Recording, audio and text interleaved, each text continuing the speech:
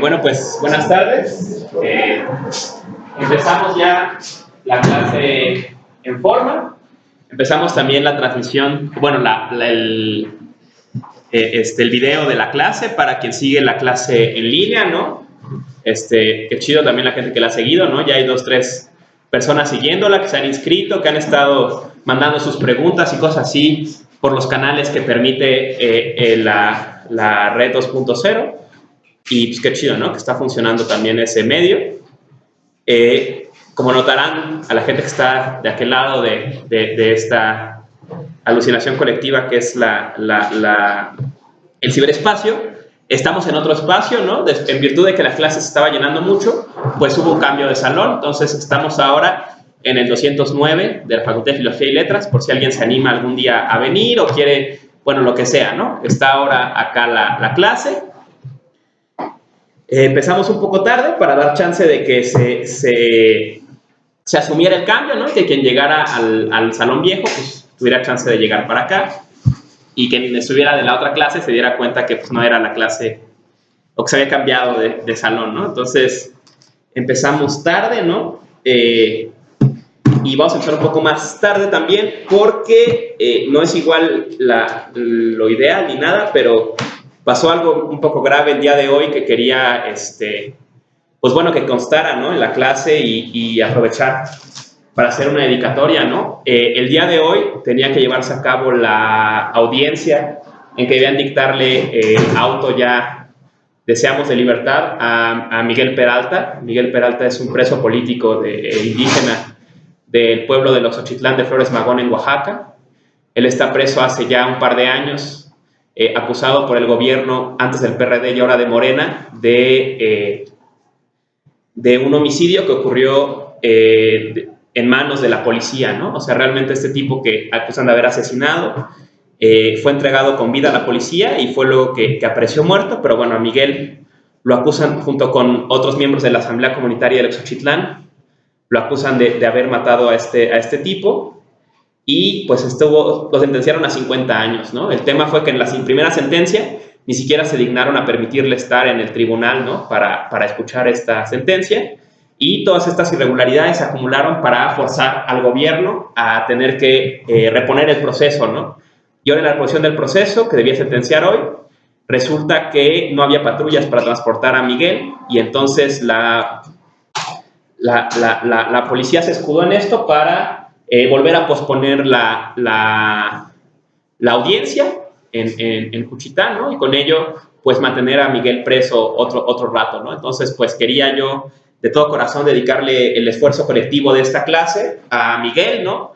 Pues que no lo olvidamos, ¿no? Que todos los hermanos presos, ¿no? Que están presos por luchar por un mundo mejor, pues no están olvidados, ¿no? Aunque estén secuestrados por el gobierno, están en nuestros corazones y están en nuestros esfuerzos colectivos, como sean, por hacer las cosas diferentes, ¿no? Entonces, pues, va para ti, Miguel, la clase.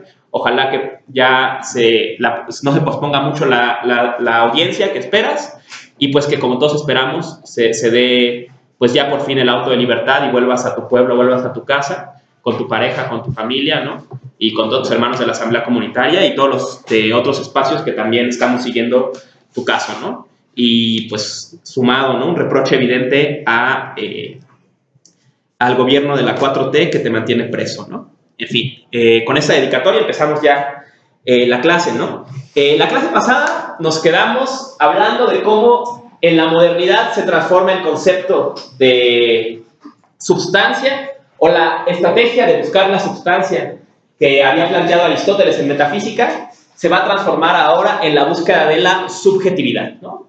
Vimos cómo en Descartes, como en Berkeley, va a empezarse a establecer la idea de que ser es ser representado, ser es ser, o el ser se desenvuelve en la relación sujeto-objeto, y los entes son pensados como objetos, y son pensados como objetos para un sujeto.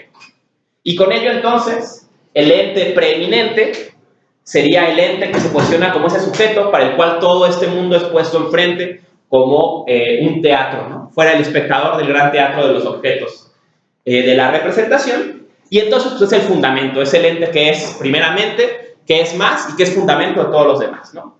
Veremos esta idea profundizarse en la filosofía moderna, o ser uno de los ejes de la filosofía moderna, ¿no? La idea de representación y la idea de subjetividad, ¿no? Por ello, en la filosofía moderna se va a volver un problema fundamental, el problema del conocimiento, ¿no? El problema del conocimiento, el problema de la experiencia, cómo se hace, cómo se fundamenta, porque esa va a ser la relación preeminente en la que lo ente se va a abrir, a manifestar, ¿no? Es curioso pensar que para Platón, para Aristóteles, el conocimiento no era un problema fundamental, o al menos no lo era en los términos en que será para Descartes, en que será para Locke, en que será para Hume, y en que será eventualmente para el autor que nos ocupa el día de hoy, que es Kant, ¿no? Es importante notar que a pesar de que este problema va a tomar preeminencia, finalmente sigue jugándose en las mismas vecindades de la pregunta por lo que es, ¿no? Solo que lo que es ahora ha quedado encerrado o delimitado en la relación de la representación, ¿no? Para entender la crítica de la razón pura de Kant, conectar la crítica de la razón pura de Kant con lo último que vimos, que fueron los principios de Berkeley, ¿no? El puente entre estos dos es, sin lugar a dudas, Hume, ¿no? ¿Qué plantea Hume, no? Hume se posiciona, igual que Berkeley, dentro de la tradición empirista, ¿no? Dentro de la línea empirista. La línea empirista de la filosofía puede resumirse en la máxima: todo conocimiento proviene de la experiencia, ¿no? Por eso será la filosofía de la empiria o de la empeireia, ¿no? La filosofía de la experiencia. Ahora, todo conocimiento proviene de la experiencia, perfecto. Pero entonces, uno de los principales problemas que tendrá esta tradición filosófica, si se debe ser conocido y todo conocimiento de la experiencia, pues ahora el problema será comprender la experiencia, ¿no? ¿Qué significa la experiencia? ¿Cómo funciona la experiencia? ¿Cómo se da este proceso que conocemos como experiencia? ¿Es un proceso pasivo en que somos afectados por cosas del mundo externo? ¿Es un proceso activo en que nosotros configuramos el mundo externo a partir de nuestros conceptos, de nuestras costumbres, de nuestras ideas innatas o como sea? Ese será el tema, ¿no? Entonces, vemos esto en los filósofos empiristas, ¿no? Hablamos un poquito de Locke la clase pasada, de cómo Locke daba pie en la idea de cualidades primarias y secundarias a la crítica de Berkeley, que finalmente lo llevaba a sostener que era irracional hablar del conocimiento de la materia independientemente de la percepción, porque solamente podía existir lo que era percibido, ¿no? ¿De qué venía eso que era percibido? ¿Cuál era su fuente? Bueno, parecía que el conocimiento no podía llegar para allá, ¿no? Esta línea la va a seguir Hume, ¿no? Hume, en sus famosas investigaciones, ¿no? Va a retomar este camino argumentativo, ¿no? Sostendrá otra vez, ¿no? Todo conocimiento proviene de la experiencia, pero Hume empezará a notar que hay cosas en nuestro conocimiento, o que creemos conocer, que ellas mismas no vienen de la experiencia, ¿no? Nuestra experiencia nos da un influjo de datos sensoriales, ¿no? O sea, texturas, sabores, colores, ¿no? Pero hay algo que la conciencia hace para darles forma, ¿no? Y que ello mismo no proviene de la experiencia, ¿no? ¿Cuál es el ejemplo típico en Hume? Las relaciones causales, ¿no? O sea, Hume va a decir, yo veo que era aparte Hume famoso por jugar billar, ¿no? De hecho, cuentan que un buen tiempo de su vida se mantuvo como taur apostando en el billar, ¿no? Todos sus ejemplos del billar, ¿no? Dice, imaginemos una bola de billar que le pega a otra y se mueve, ¿no? Dice Hume, yo claramente veo ¿no? Veo una bola de billar que tiene una cierta dureza, veo otra y veo que se mueven. Lo que no me queda claro que yo pueda percibir es que esta bola de billar se movió porque esta le pegó. O sea, veo que una bola de billar contactó con otra y que luego la otra se movió.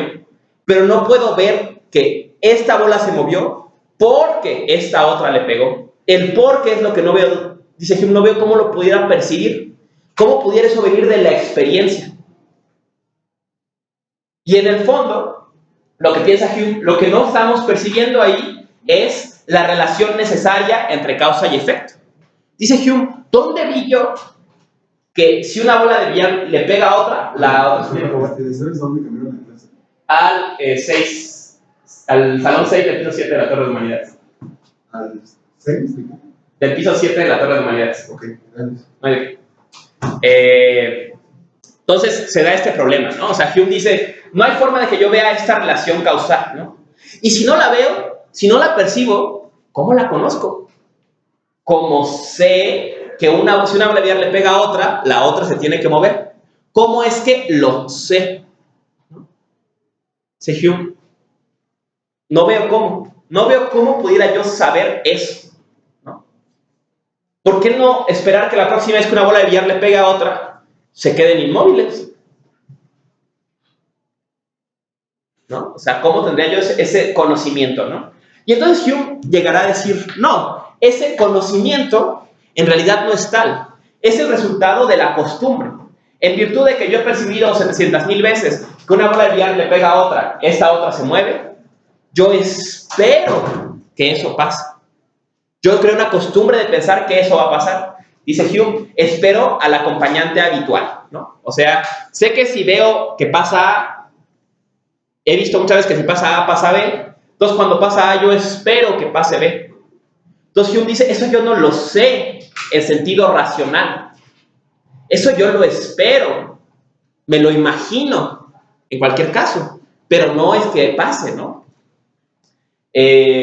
Sería, dice Hume, como cuando tú tienes, un amigo te deja un recuerdo en tu casa, o quien sea, entonces lo ves y te acuerdas de la persona, ¿no? Esperas que esa cosa acompañe a la otra. No es un conocimiento, es una costumbre del conocimiento, ¿no?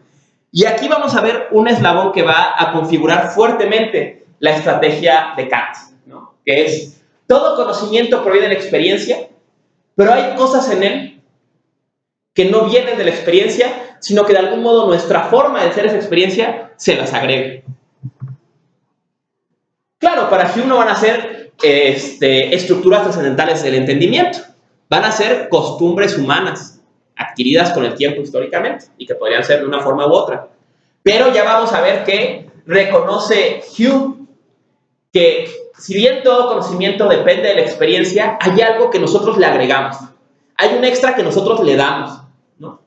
El extra, insisto, en Hume va a venir de la costumbre, no va a venir de la estructura del entendimiento, pero ya vemos ahí una conexión importantísima con Kant, ¿no? Y bueno, ¿no? Con este pequeño preludio de Hume, bueno, y claro, algo más que agregar de Hume, ¿no? El problema con Hume, piensa Kant, es que Hume, en lo que respecta al menos a lo racional, se va a posicionar como un pensador escéptico.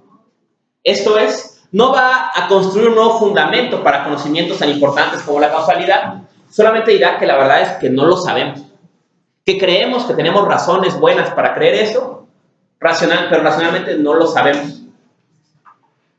Entonces, tener una posición escéptica, ¿no? O sea, por ejemplo, dice Hume, ¿no? En lo que respecta a Berkeley, ¿no? Dice, Berkeley tiene un buen punto. No hay forma de saber cómo es la materia independientemente de cómo la percibimos. Pero la realidad es que, a pesar de que no podemos saber cómo es la materia, pues tampoco sabemos que sea Dios quien produce las sensaciones, o nada. Simplemente no sabemos cómo es el mundo más allá de cómo lo percibimos. Puede ser como sea, quién sabe. Puede ser que sea, busca la clase de Sandra, está en el piso 7 de la Torre de Humanidades, salón 6. Nadie. Qué bueno, que tiene mucho coro usado. No podemos saber cómo es, ¿no? Y entonces Hume va a proponer entonces que de la perspectiva de la razón, lo que tomamos una posición muy moderada, en que digamos, bueno, la verdad es que lo que sabemos es muy poco, y del otro, solo suspendamos el juicio, no sabemos si es de esta forma o es de otra, si la causalidad de hecho existe o no existe, si existe, el mundo es como lo percibimos o es completamente distinto, o de hecho no existe un mundo exterior y simplemente estamos estimulados por dispositivos que lo generan esa ilusión en nosotros. Si Hume, ¿quién sabe? ¿Quién sabe? ¿No? Hume usará en obras posteriores la imagen de un pensador, de un filósofo estoico, que es Cleantes, ¿no? Cleantes será como su modelo de filósofo, ¿no? ¿Por qué? porque dice que Cleanthes no era muy bueno para la filosofía, pero que era un filósofo muy trabajador, ¿no? Entonces, Hume, otra cosa que le va a heredar a Kant va a ser lo que podríamos ver como la antecedente entre la razón pura y la razón práctica. Esto es, va a decir Hume, incluso lo dice al final de Investigaciones, ¿no? Racionalmente, no hay ninguna razón para creer que si yo me paro delante de un coche, ese coche me va a arrollar. He visto que pasan cosas parecidas antes, pero ¿dónde está la conexión entre una y otra? No lo sé. Dice, pero aún así, en la vida cotidiana sería ridículo intentarlo. Porque aunque no lo sepamos racionalmente, lo sabemos a un nivel práctico, ¿no? A un nivel utilitario. O sea, las relaciones causales no tienen una prueba racional, pero tienen utilidad práctica en la vida humana. Entonces, aquí podríamos encontrar también un antecedente muy anterior de la idea de Nietzsche, ¿no? No es que no sea verdad, sino es que es necesario para la vida, ¿no? Es una forma adecuada de creencia que nos sirve para vivir, no es que sea verdad, ¿no? Esa distinción del más allá del bien y del mal, ¿no? No hay que preguntarnos si son válidos los juicios sintéticos a priori, sino por qué o si son necesarios para afirmar la vida, ¿no? Algo parecido, claro, menos radical o no puesto en esos términos, pensará Hume, ¿no? O sea, hay una dimensión racional de la vida en la cual Hume sería escéptico, ¿no? En cual suspendería, pondría los límites de lo que podemos conocer y de lo que no, pero hay una dimensión práctica en que esos límites se expanden para la utilidad, ¿no? O sea, que Hume no creyera racionalmente en el valor de conocimientos o en la validez de conocimientos del tipo, esta cosa pasa por esto, pasa porque esta otra pasó, reconoce que en una dimensión práctica podemos utilizar esos conocimientos para movernos en el mundo y que funcionan bien. Es una decisión importante que Kant luego le va a tomar de él, ¿no? Ejemplos contemporáneos de este problema, ¿no? Era frecuente, afortunadamente ya no se ha seguido tanto en esa línea, aunque hay quien todavía habla así, ¿no? Que dice, es que porque esta parte de tu cerebro está activa, quiere decir que te está doliendo. Porque esta parte del cerebro está activa, quiere decir que estás aprendiendo. Porque esta parte del cerebro está activa, quiere decir que estás soñando. O quiere decir que estás enamorado, o X o Y cosas, ¿no? Entonces un humeano suspicaz le diría, espérate, tú estás viendo que cuando el paciente reporta estar feliz, o estar aprendiendo, o estar lo que sea, estos poquitos se prenden, o estas líneas se dibujan en tu electroencefalograma. No estás viendo que es porque estas líneas están dibujándose que está aprendiendo. Solo sabes que las dos cosas pasan a la vez. Tú infieres que esa es la razón, pero ¿dónde ves tú la causalidad? Al punto que, como ha reconocido hoy la neurociencia contemporánea, la verdad es que muchas veces las relaciones no se cumplen, ¿no? Y de hecho, por ejemplo, tú puedes decir, es que porque tienes esta parte del cerebro, es que aprendes. Pero de pronto hay gente que pierde esa parte del cerebro y todavía aprende. ¿Qué pasó? Pues nada más, lo único que puedes probar es que pasaban juntas, o que muchas veces pasaron juntas, y de ahí inferimos que hay una relación causal. Pero lo que Hume sostuvo, y que podemos seguir dando vueltas sobre este problema, es que racionalmente no vemos esa relación causal. Vemos que pasa una y que pasa otra, ¿no? Pensémoslo, ¿no? En ejemplos de las ciencias sociales también es muy claro esto, ¿no? Tú puedes hacer una encuesta en que pruebes la relación entre la edad a la que empiezas a beber y la deserción escolar. Tú haces una encuesta y descubres que 80% de la gente que desertó de la escuela empezó a beber a los 15 años, por decirlo así, ¿no? Entonces tú de ahí infieres, mira, porque la gente estuvo bebiendo, fue que dejaron la escuela. Pero Hume diría, ¿y dónde viste el por qué? Tú viste que toda esta gente hizo esta cosa e hizo esta cosa. Pero puede hacerse una encuesta igual completamente descabellada, ¿no? Como, ¿cuánta gente que empezó a ver a los 15 años y aparte hubo fotosíntesis? Pues también pasó, ¿no? Oye, ¿y hubo fotosíntesis ese día que bebiste? No, pues sí. Entonces, ¿hay una relación causal también entre esas dos cosas? ¿No? La verdad es que tenemos racionalmente casi las mismas razones para creer las dos.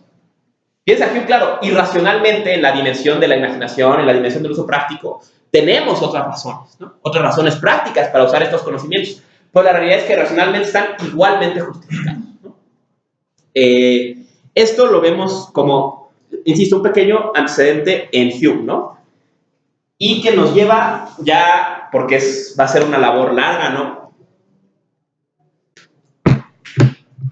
a intentar entrar a la crítica de la razón pura, ¿no? La crítica de la razón pura es, a mi parecer, tal vez el último gran hito en la filosofía, ¿no?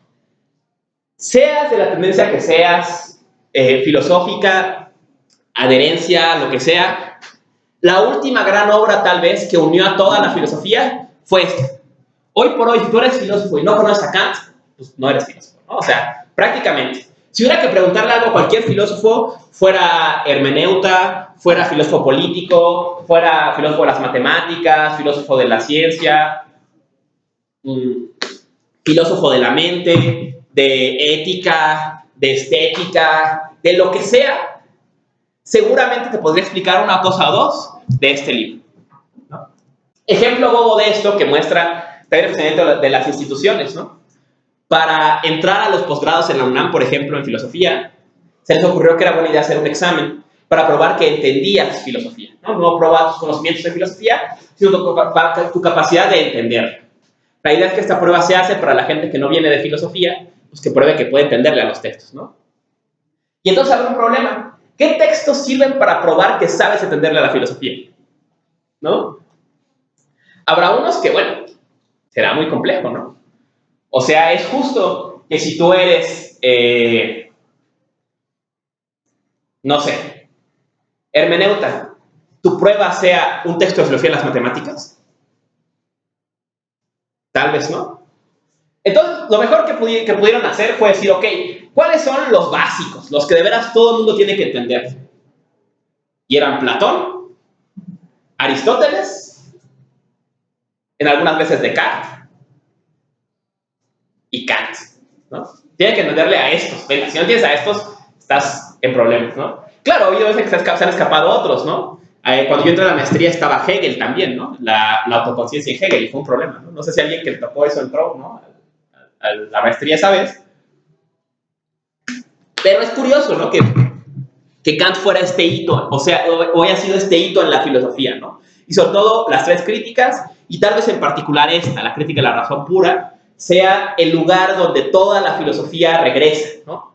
O sea, mucho del trabajo de, bueno, toda la línea de la filosofía analítica toma su nombre de un concepto popularizado por Kant, ¿no? El concepto de analiticidad.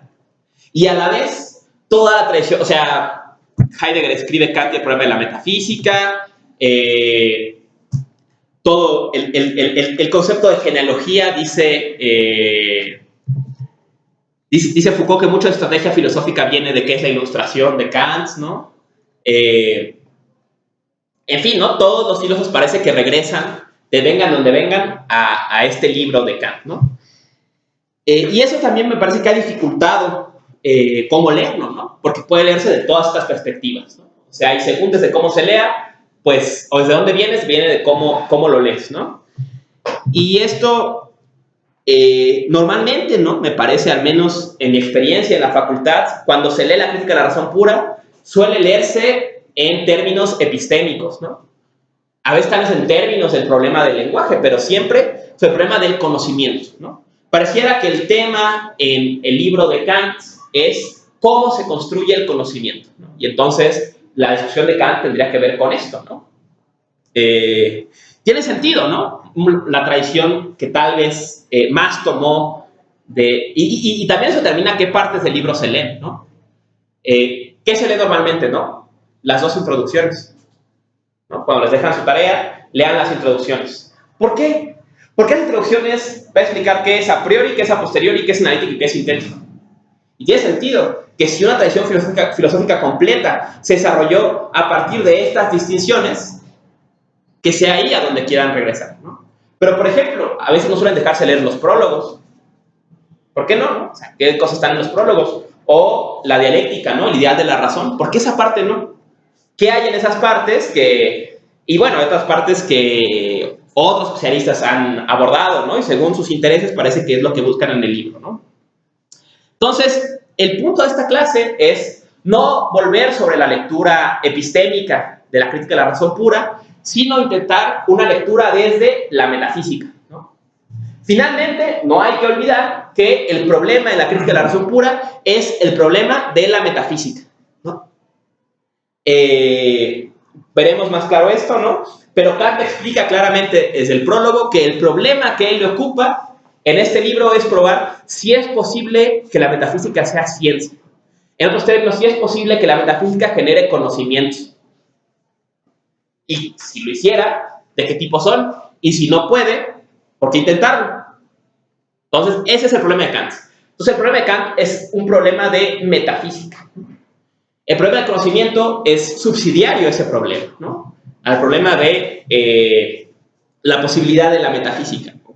El análisis del conocimiento en general será condicionado a entender cómo funciona el conocimiento en general tal que este conocimiento pudiera generar conocimiento en la metafísica o funcionar en el campo de la metafísica o en lo que a la metafísica le interesa trabajar, ¿no? Entonces, empezamos con los prólogos, ¿no? El primer prólogo inicia curioso, ¿no? Leo el pasaje de quien tenga el libro a la mano, es A7, o sea, el prólogo de la primera edición, el inicio, ¿no? Dice, la razón humana tiene en un género de sus conocimientos el siguiente destino de verse agobiada por preguntas que no puede eludir, pues le son planteadas por la naturaleza de la razón misma y que empero tampoco puede responder, pues sobrepasan toda facultad de la razón. Este campo, ¿no? O sea, bueno, termina la cita, ¿no? A este campo de preguntas es al que se le llama metafísica. De entrada, encontramos en esta primera frase, en ese primer párrafo, una paradoja interesante. La razón está agobiada por ciertas preguntas. Esas preguntas nacen de la propia naturaleza de la razón. Y a la vez, estas preguntas parecen exceder el límite de la razón misma. O sea, la razón tiene una contradicción interna, que es que se pregunta cosas que por su propia naturaleza no puede responder. Pero estas preguntas no son accidentales, sino responden a su propia naturaleza. Entonces, aquí encontramos una conexión interesante con la persona menos esperada, con Nietzsche. Querría decir eso, que en el fondo de la razón hay un impulso irracional. ¿Por qué? Porque aunque la razón solo pueda llegar hasta acá, ese impulso quiere preguntarse hacia allá, ¿no? Más allá de ese límite, ¿no? Este problema, ¿no? Más adelante, Kant va a devolver sobre este problema. Encuentro la cita. Está ahí en la dialéctica, si no me equivoco, si yo pienso. Idea de la razón.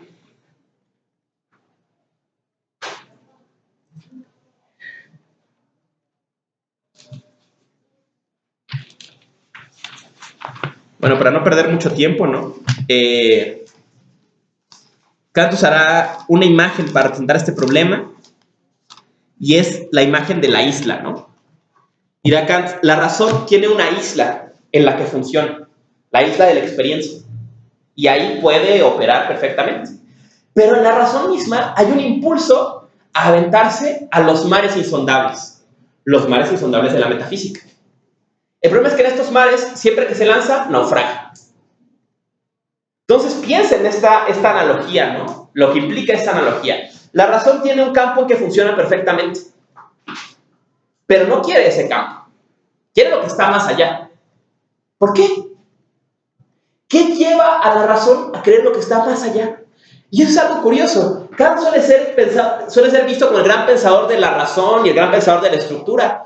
Pero Kant, a la misma vez, en esa labor reconoce los impulsos irracionales del ser humano. En este momento reconocemos uno. Pero más adelante, ¿no? En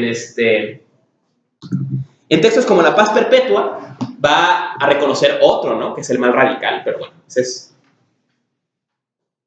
otra cuestión, pero fraseado a grandes rasgos, el problema más radical es este. Los seres humanos somos seres racionales. Y nuestra razón, aparte de darnos acceso al conocimiento de la experiencia, nos da acceso a los principios de la razón para comportarnos. En los términos, podemos acceder a lo que está bien. Los seres humanos sabemos ya que está bien. Los principios, los imperativos de la razón no son accesibles solo por tener razón, ¿no? O sea, por ejemplo, el imperativo categórico no lo inventó Kant, lo descubrió. O sea, está en el funcionamiento de nuestra razón. Dice Kant, entonces, si somos seres racionales y sabemos lo que está bien, ¿por qué no lo hacemos? ¿Por qué nos portamos mal si somos seres racionales y ser racional es portarse bien, digamos? Y Kant descubre con mucho dolor porque tal vez no somos 100% racionales. Hay en nosotros un impulso irracional. Un impulso irracional que nos lleva a romper con el carácter universal de la razón. La razón es universal, veremos. Y entonces, lo que es racionalmente bueno hacer es lo que a todos nos conviene. Pero en cambio, a veces hacemos lo que a nosotros nos conviene. Aunque eso sea irracional. En otros términos, ¿no?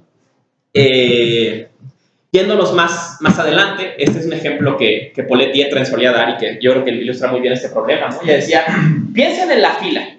Cuando ustedes hacen fila para cualquier cosa, ¿no? Yo siempre pensaba en la filita de la cooperativa cuando íbamos a la primaria, ¿no? Hacer fila no nos conviene a cada uno de nosotros, ¿no? O sea, lo que te conviene es meterte en la fila. Si te metes en la fila, compras rápido y juegas el resto del receso. Súper bien. Pero si todos hicieran eso, pues nunca atenderían a nadie. Entonces, lo más racional, en sentido universal, es hacer fila. Porque es lo que a todos nos conviene.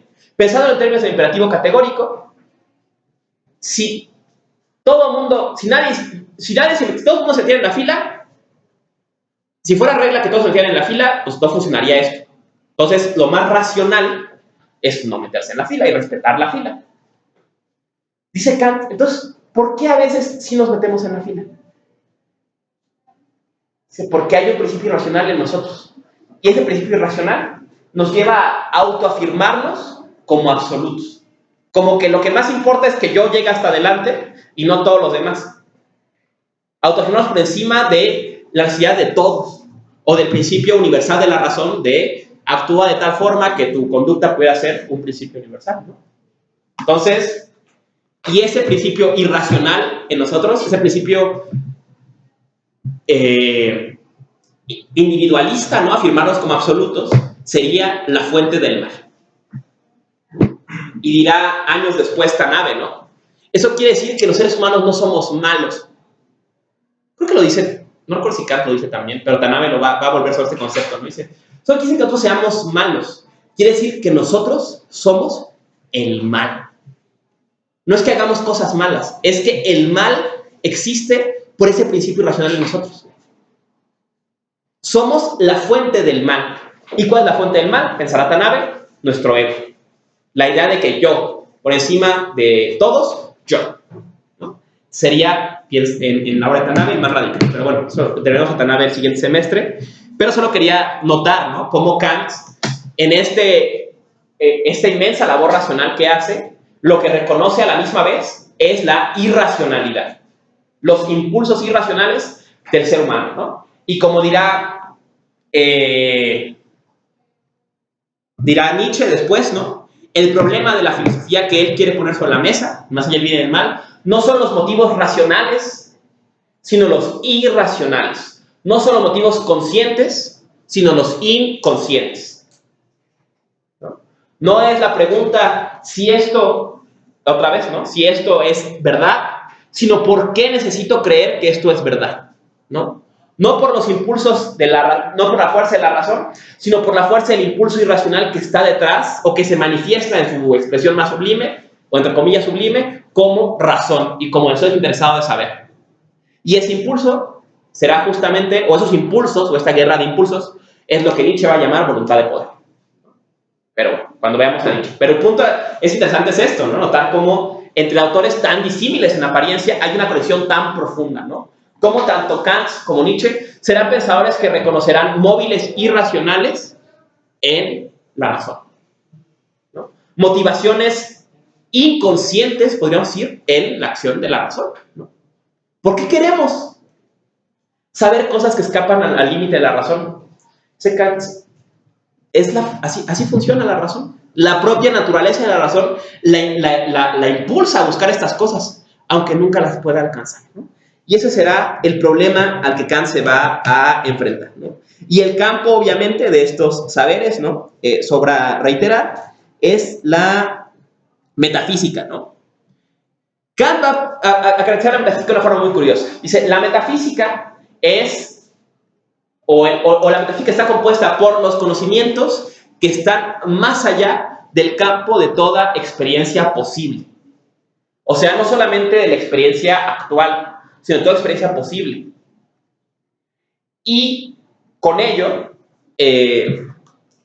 o en otros términos más bien, está compuesta por conocimientos, o por saberes, o por objetos incondicionados. O sea, que no están condicionados por la experiencia, ¿no? O que no son no por las condiciones de la experiencia, sino incondicionados. Entonces, esos son los saberes que quiere la metafísica, ¿no?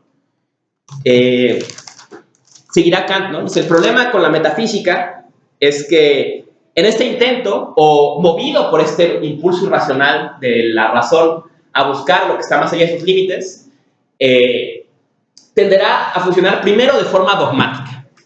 ¿Qué quiere decir de forma dogmática? Avanzando hacia este campo, solamente estipulando cosas, ¿no? Asumiendo principios y tomándolos como si fueran verdad, ¿no? Pensemos en Berkeley, ¿no? Berkeley actúa de forma dogmática, ¿no?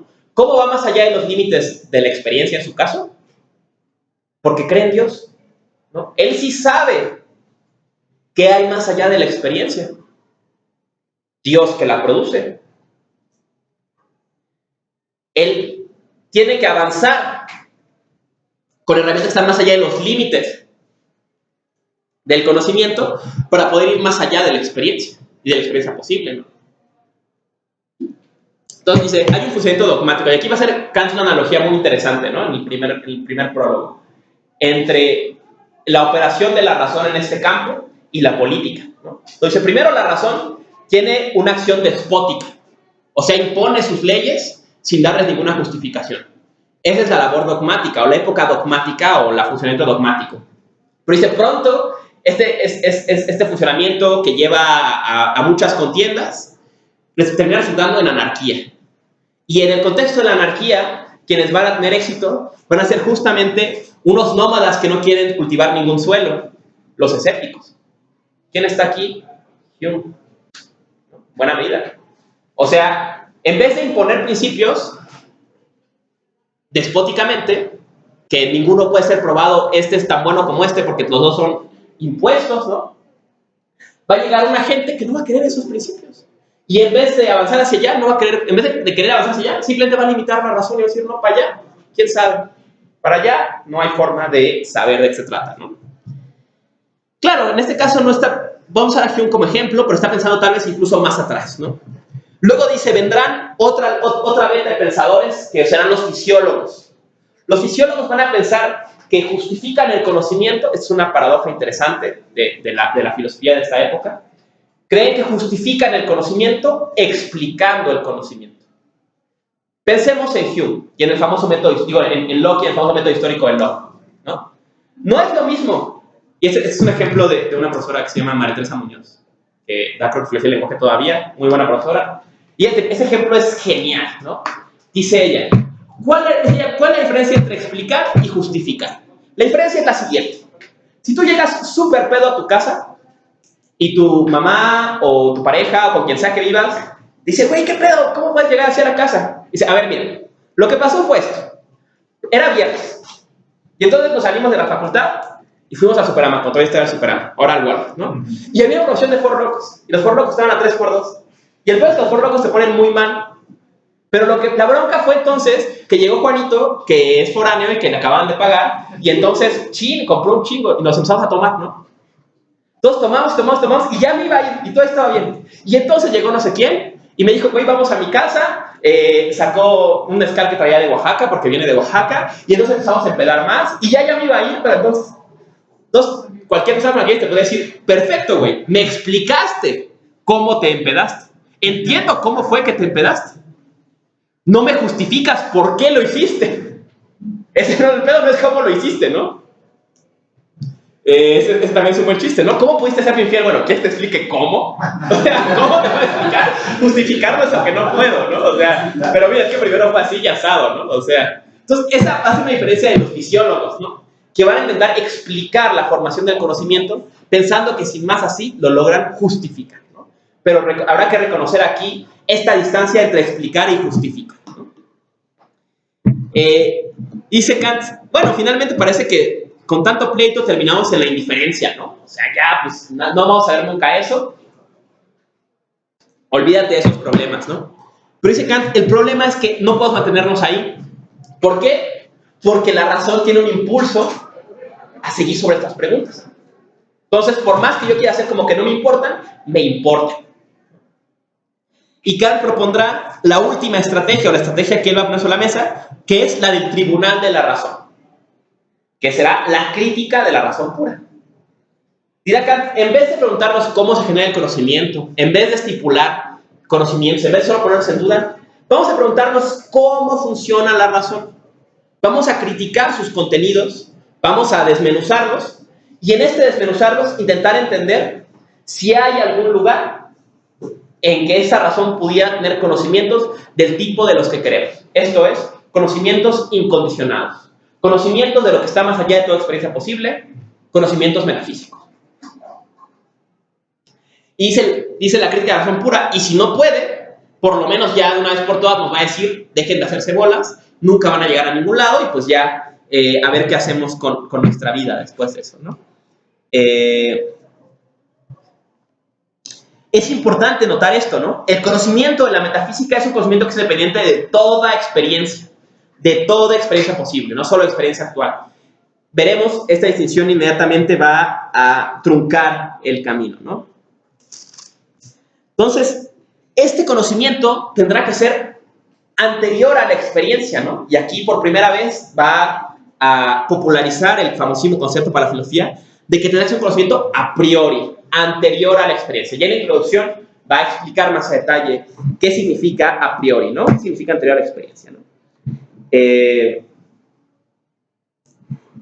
Dice Kant, vamos a ver, hay ramas del saber que ya han hecho esto, ¿no? Dice, bueno, la lógica tiene conocimientos a priori, ¿no? O sea, si P entonces Q y P, por tanto Q, pues ¿dónde está la experiencia en eso? Es un conocimiento que es independiente para su justificación de la experiencia, ¿no? Entonces, pero esos tienen un problema, ¿no? Que parece que son solamente definiciones, ¿no? No amplían el conocimiento. Esto de ampliar va a ser muy importante en la introducción. Pero hasta aquí lo deja. Bueno, la lógica va por buen camino, pero... y pensemos, no es el primero que se le ocurre que la lógica es un camino, ¿no? Ya lo intentó Spinoza, ¿no? Que intentó a través de la lógica avanzar hacia estos conocimientos metafísicos, ¿no? Un conocimiento que no depende de la experiencia, un pensamiento del nivel más alto que no depende de la experiencia, que fuera por ahí, ¿no? Luego va a decir Kant, bueno, los que sí van bien o son más interesantes, me parece, son las matemáticas, ¿no? Las matemáticas, bueno, parece que sí se enfrentan a ciertos saberes que no dependen de la experiencia, pero hay unos que parecen definiciones, ¿no? La verdad es que parece que es igual que la lógica. Pero dice Kant, hay unos que de plano no. Dice, y aquí va a mostrar un ejemplo interesante, ¿no? Dice, ¿qué sorpresa habrá tenido la primera persona que pudo probar las propiedades del triángulo isósceles sin ver un triángulo?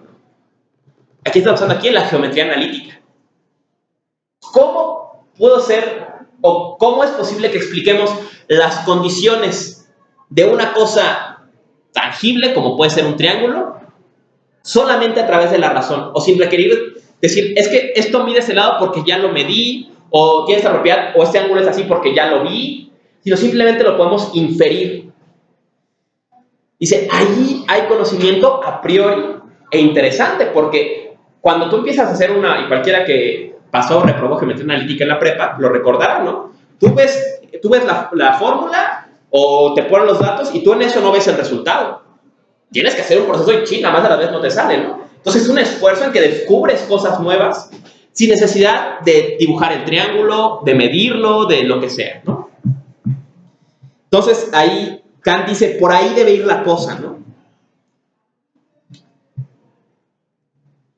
El tribunal de la razón, piensa Kant, tiene que encontrar si es posible que de lo que sea que esté hecho la matemática pueda también construirse la metafísica. Pero ¿cómo hacer esto, no? O sea, aquí Kant empieza a hacerse bolas, ¿no? Y pone sobre la mesa el problema, ¿no?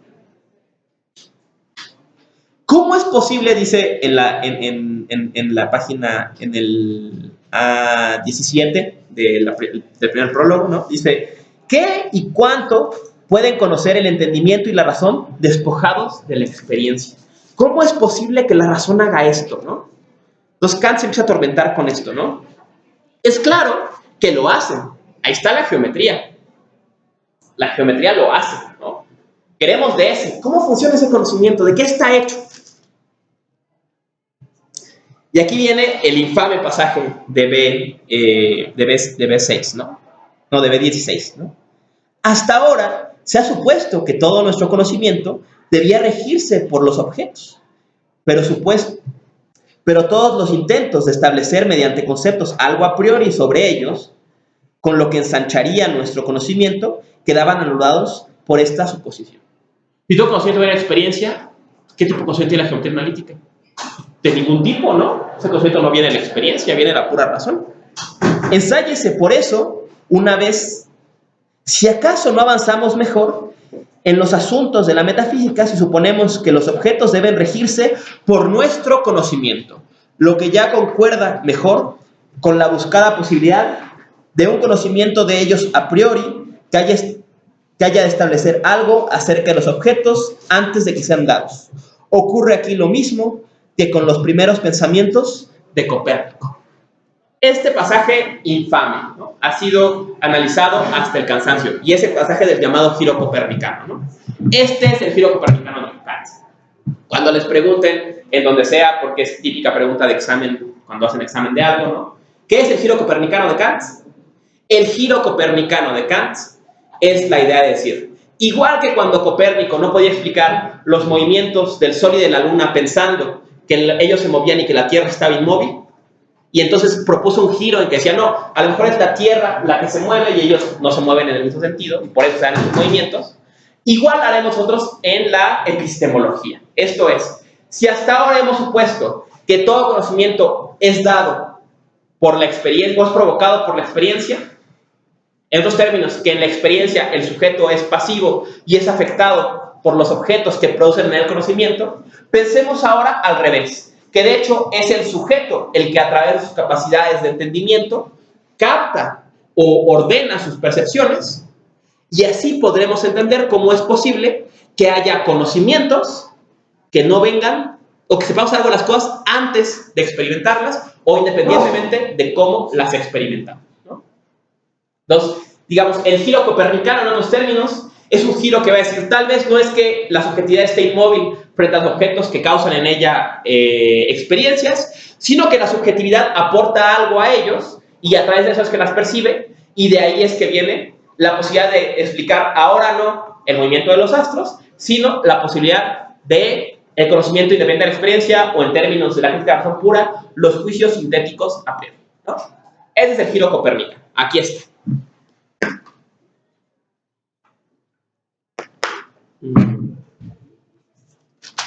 Dice Kant, en otros términos, solo podemos conocer a priori de los objetos lo que sea que nosotros pongamos en ellos. O sea, hay algo en el conocimiento de los objetos que nosotros ponemos en ellos, y eso es lo único que podríamos conocer sin que los objetos estuvieran, ¿no? Empieza ya a prefigurar el camino, ¿no? Ya dijimos lo de la... Aquí va a introducir Kant una distinción importante, ¿no? Entonces, si nosotros agregamos algo en nuestro conocimiento, quiere decir que se abre una división ya evidente entre las cosas como nosotros las conocemos y las cosas como de hecho son.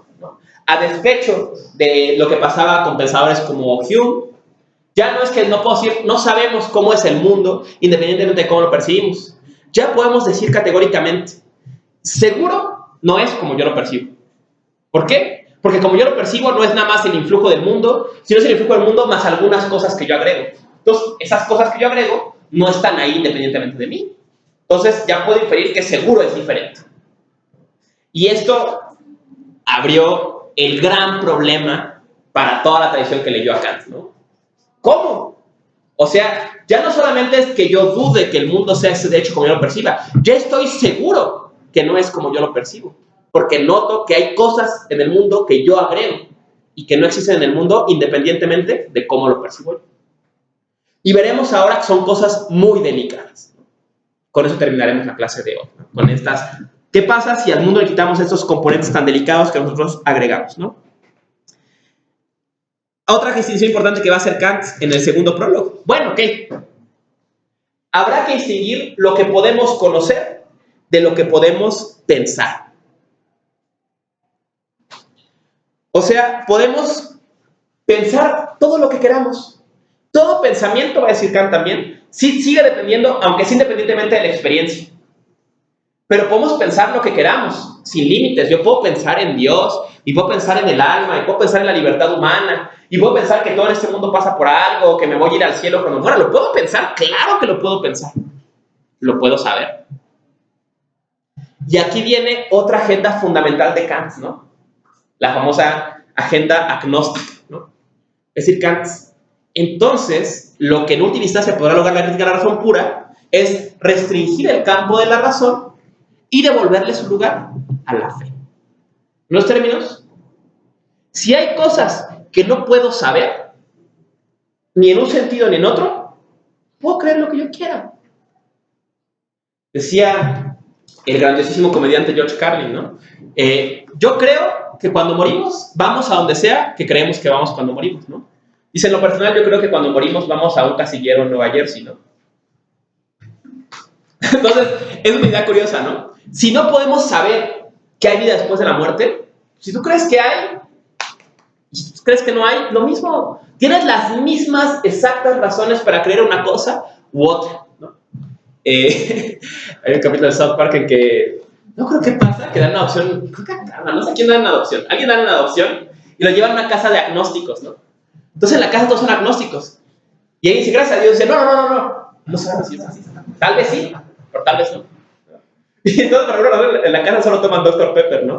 Que preguntan por qué, dice, porque es un refresco agnóstico. ¿Es refresco de cola? ¿Es refresco de raíz? Nadie sabe, ¿no? No hay forma de saber, ¿no? Entonces, bueno, aquí está el momento agnóstico de Kant, ¿no? El momento de Dr. Pepper de Kant es este, ¿no? La idea de que, bueno, si ya la razón está limitada y no podemos saber algunas cosas, pero sí las podemos pensar, entonces que cada quien piense lo que quiera, ¿no? Piensa Kant también que esto abre la puerta a la tolerancia, ¿no? Aquí vemos ya otra vez una agenda ética en su labor, ¿no? Pues realmente no podemos decirle a alguien que lo que cree está mal, ¿no? En estos campos, porque pues todos estamos en las mismas, ¿no? O sea, si tú crees en un Dios o en otro, o tú crees que la Trinidad funciona de este modo o de otro, pues créelo, ¿no? O sea, no hay pruebas, ¿no? No puedo yo probar nada de eso, entonces cualquier creencia que tenga es igual de válida, ¿no? Igual de válida y pues también no hay forma de refutarla, ¿no? El uso práctico, bueno, si no están, creo que sí está en el prólogo también, no me puse notas, pero vale la pena agregarlo, ¿no? En este mismo sentido, Kant dirá, entonces, la razón en la dimensión práctica puede ensanchar sus funciones, ¿no? Y abarcar no a lo que sabe, sino a lo que conviene creer, ¿no? Y así empezará Kant a introducir la idea, otra idea muy, muy nietzscheana, de verdades normativas, ¿no? O sea, hay cosas que tú no puedes saber, pero te conviene creer. La razón pura no las cree, pero la razón práctica hace como si fueran verdad, ¿no? Por ejemplo, que cuando juramos Dios nos va a juzgar, ¿no? Si no hay un juicio final, entonces pórtate mal y no pasa nada, ¿no? o que a Dios le importas, ¿no? ¿Hay pruebas de eso? Pues no, pero te conviene creerlo, ¿no? Y es curioso, ¿no? Otra vez vemos con estas verdades normativas, en una dimensión, algo muy parecido a lo que Nietzsche dice, ¿no? Dice, el tamaño de una ficción o el tamaño de una verdad y la fuerza con la que la creemos muestra el tamaño del vacío que tapa esa verdad, ¿no? Dirá en Fragmentos Póstumos Nietzsche, ¿no? ¿Qué tan precaria debió ser la vida de un pueblo que tuvo que creer que había un Dios que creó todo el universo y todo, y que era omnipotente y omnipresente y todo, y que ese Dios, ellos le importaban, que ellos eran el pueblo de ese Dios? ¿Qué tan fea debió ser la vida, tan dura, tan azarosa, que tenías que creer que al que creó todo tú le importas? Dice Nietzsche, pues debió ser un vacío inmenso para llenarlo con una mentira tan grande, ¿no? Y él dice, a lo mejor si ya no es tan grande ese vacío en la vida, vamos a tener mentiras más chiquitas para darle sentido a nuestra vida, ¿no? Necesitamos una mentira tan grande para darle sentido, sino darle las mentiras más moderadas, ¿no? Si ya podemos aceptar una sana dosis de azar, tal vez podamos también aceptar mentiras más moderadas, ¿no? Entonces, aquí otra vez una conexión entre Kant y Nietzsche, ¿no? Interesante. Hasta ahí el prólogo. No sé si alguien tenga preguntas o comentarios sobre el prólogo. Sobre Hume también. No sé si ahí está nada, pero lo que sea. O sea, lo que hemos visto hasta ahora, ¿alguien tiene algo que quiera compartir o duda o algo más que encontraron en su lectura, lo que sea?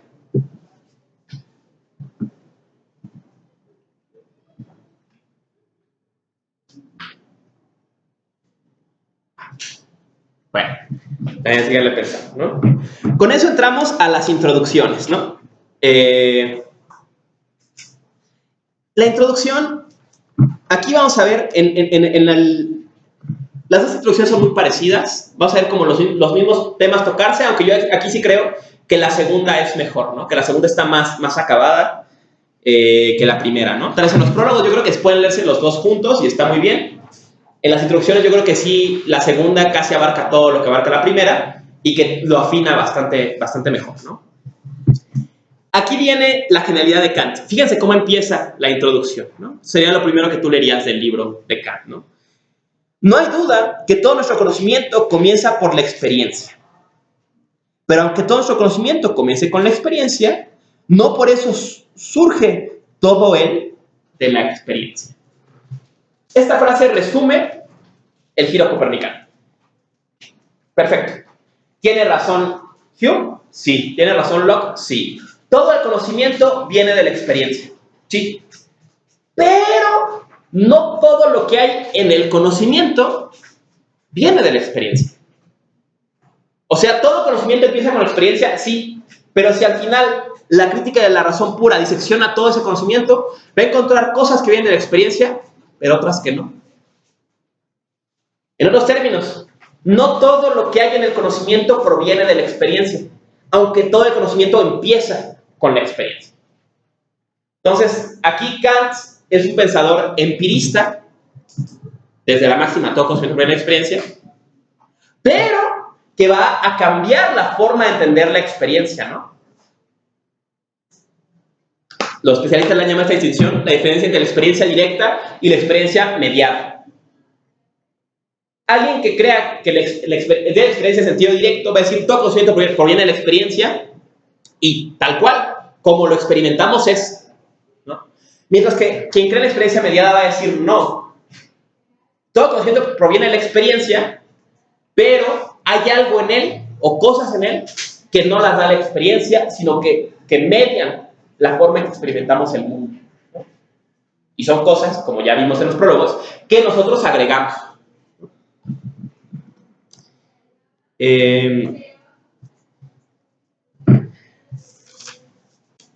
Viene, ¿no? Luego la infame distinción, ¿no? Entre a priori y posterior, ¿no?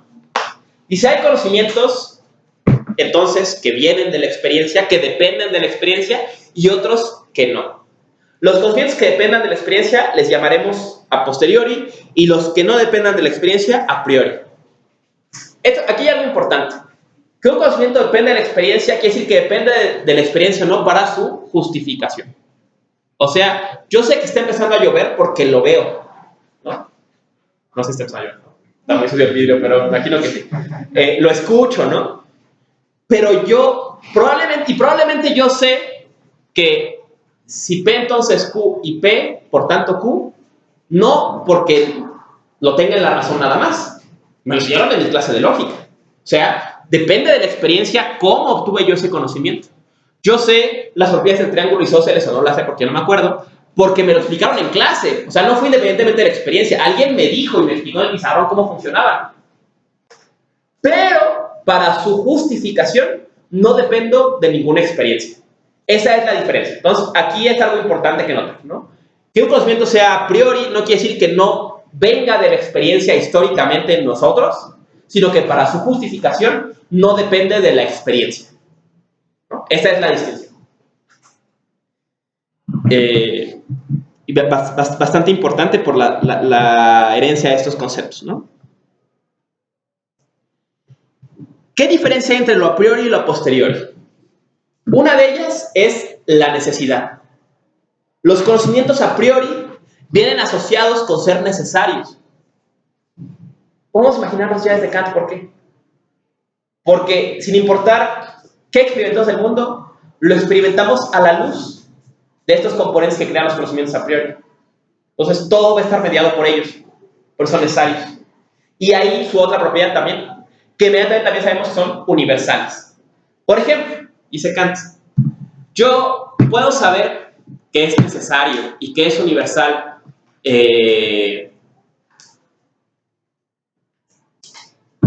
Vamos a ver el ejemplo de Kripke, ¿no? Que la transición del calor es generada por el calorio. ¿Eso es necesario? ¿O es universal? Pues no, porque de hecho no se le preguntó que no era el caso, ¿no? O la ciencia actual descubrió que no era el caso, lo que sea, ¿no? Dependía de ciertos experimentos, entonces la gente de los experimentos, mira, si es cierto o no es cierto, lo que sea.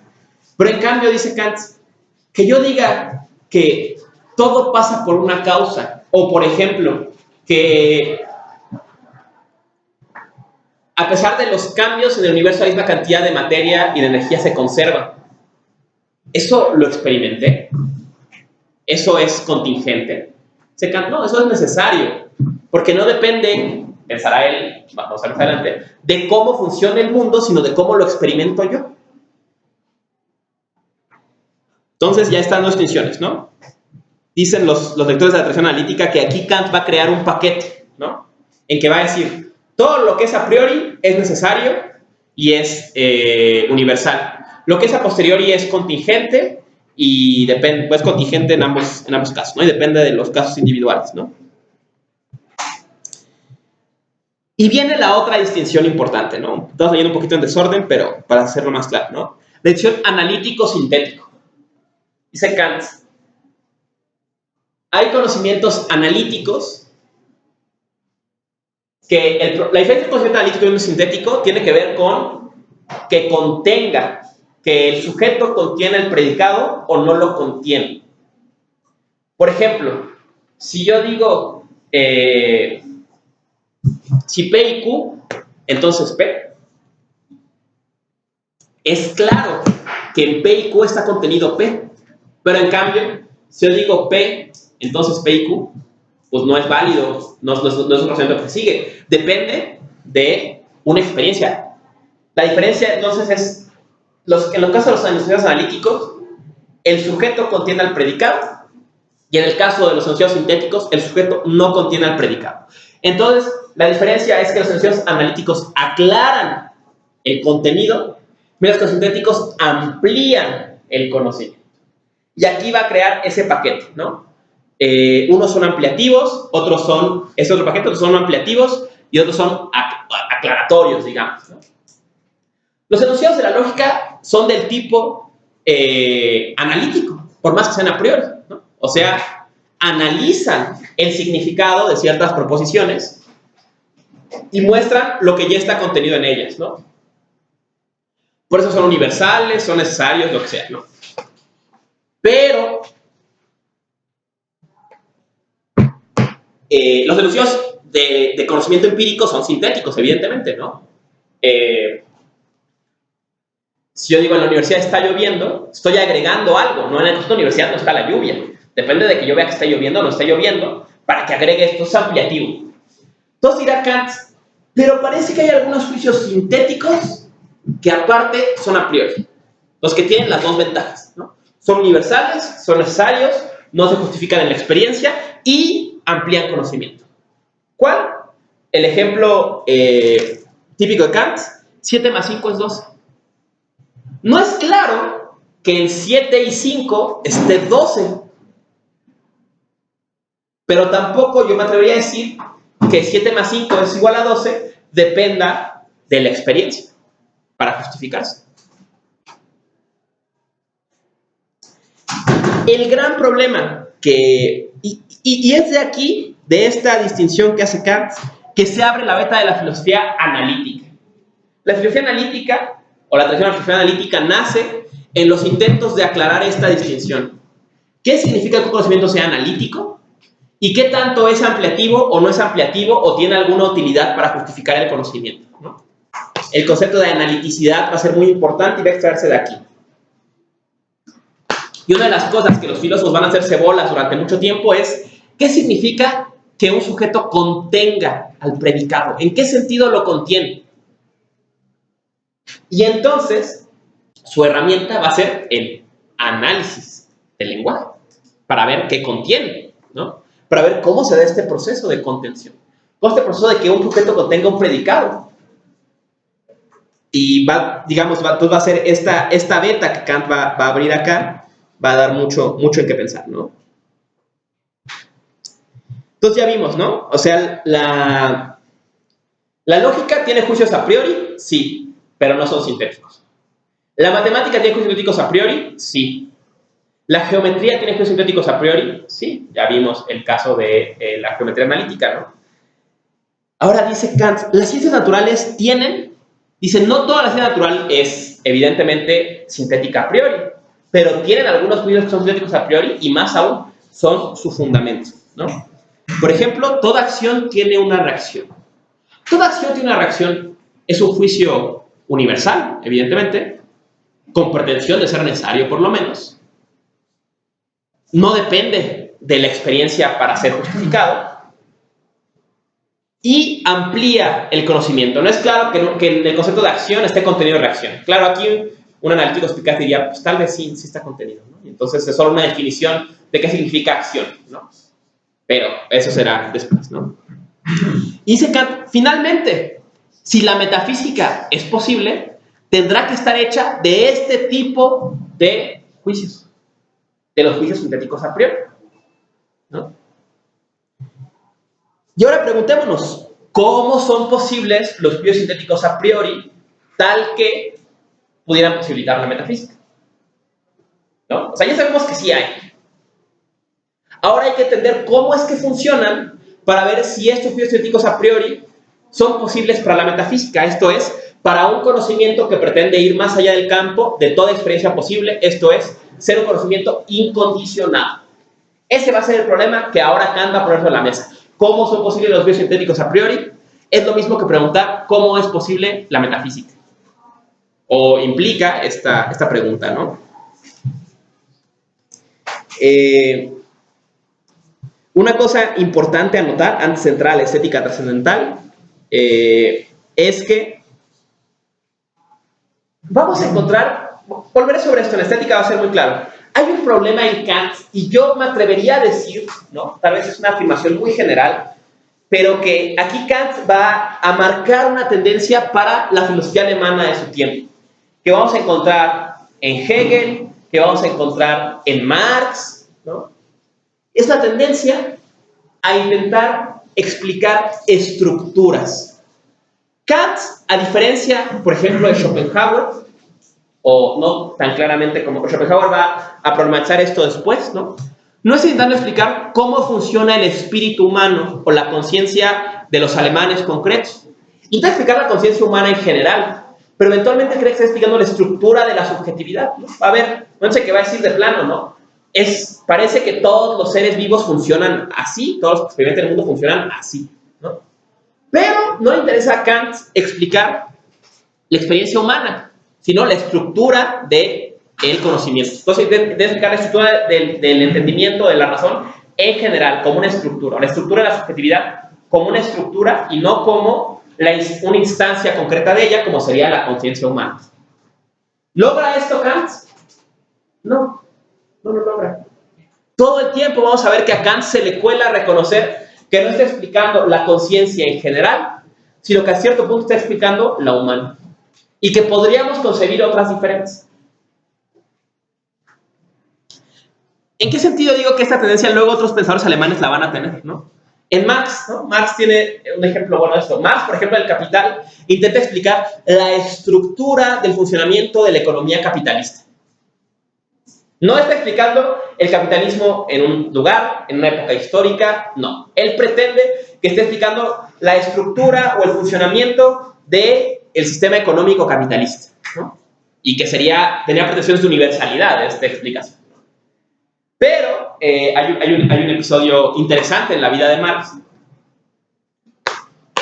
Una vez que el primer tomo del Capital estuvo listo y llegó a Rusia, llegó a manos de los llamados populistas rusos, ¿no? Que eran colectividades en toda Rusia que pretendían, ¿no?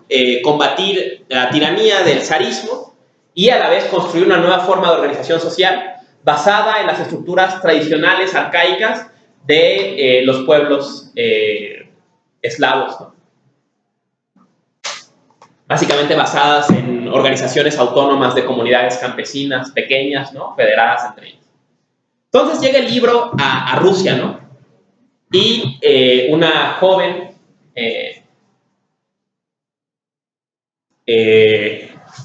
Vera, soy malo para pronunciar su nombre, Vera Sashuli, bueno, Vera Sashuli va a leer El Capital y le va a contestar a Marx, ¿no? Le dice, ay, señor Marx, su libro está muy bonito, me gustó mucho, pero hay una cosa que yo no entiendo.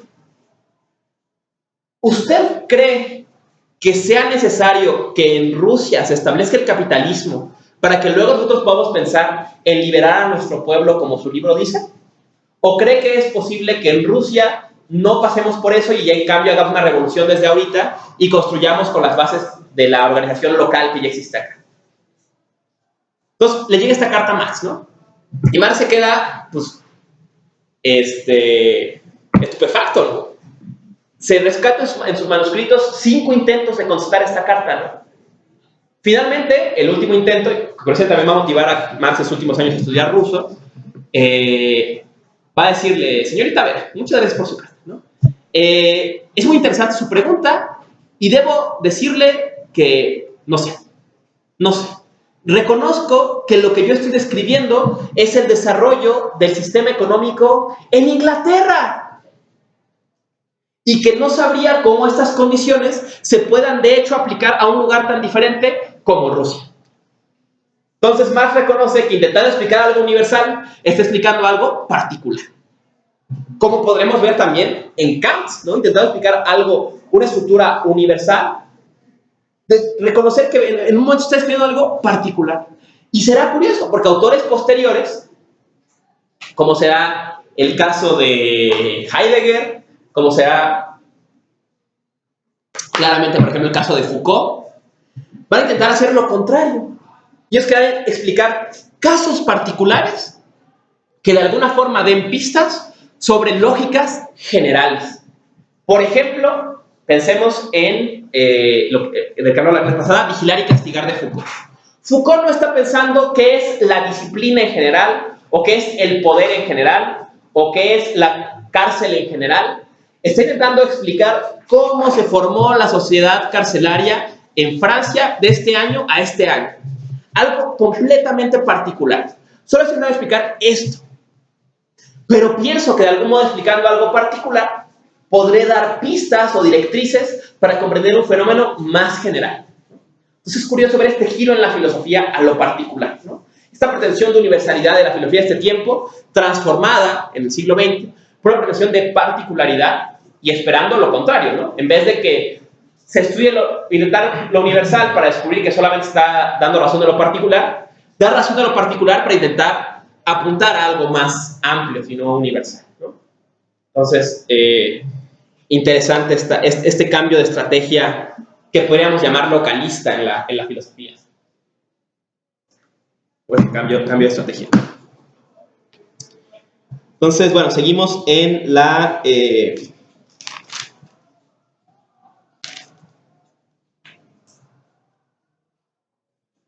Bueno, ya está la introducción. Algo sobre la introducción, algo sobre los prólogos, para empezar ya con la estética.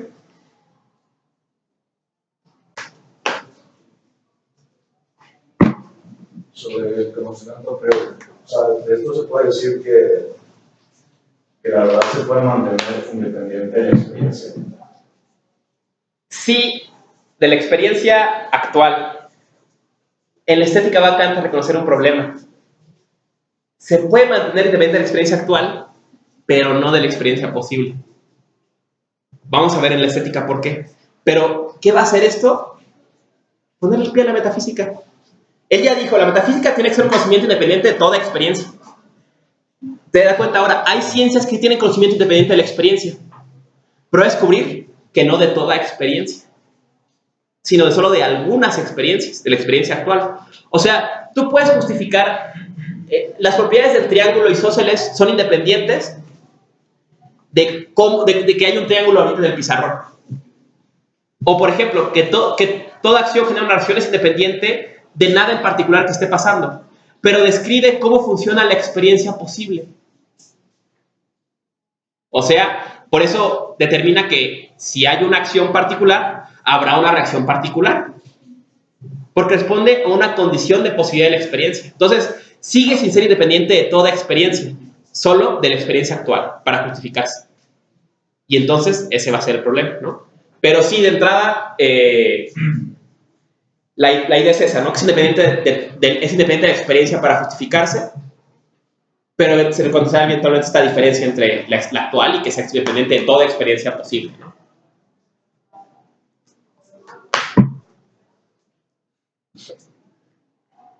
¿Algo más? ¿Preguntas? ¿Comentarios sobre los prólogos o la introducción?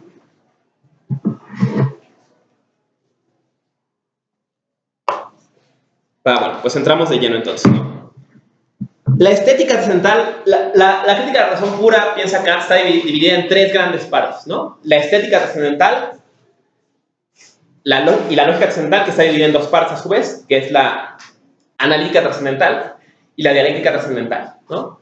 La estética va a pensar las condiciones de posibilidad de la estesis, ¿no? De la intuición o de la sensibilidad. La analítica, las del entendimiento o de la generación de conceptos. Y la dialéctica se va a preguntar cómo es que a partir de estas dos condiciones el conocimiento o el pensamiento crea cosas que no responden a sus posibilidades. Entonces va a estar enfocado en tres grandes problemas, ¿no? En la idea en la idea del alma o del yo como algo sustancial, en la idea del orden del mundo, de la vida posterior, demás, y la idea de Dios, ¿no? O estos tres conceptos o ideas que el pensamiento produce, Kant va a intentar sondear de dónde las construye, si, bueno, arreglándoles un poco lo que viene, si de hecho no puede conocer esas cosas, ¿no? O sea, cómo crea esas ideas o esos pensamientos si no puede, si eso implica forzar el uso de las leyes del entendimiento de la razón, ¿no? Si por una razón no van en contra de esas leyes, ¿de dónde las construimos estas ideas, ¿no? Entonces, empezamos con la estética, ¿no? La estética entonces va a intentar dar razón de la éstesis, ¿no? De la éstesis, de la percepción. Y va a empieza con algunas definiciones o caracterizaciones importantes, ¿no? Para entender a Kant, ¿no?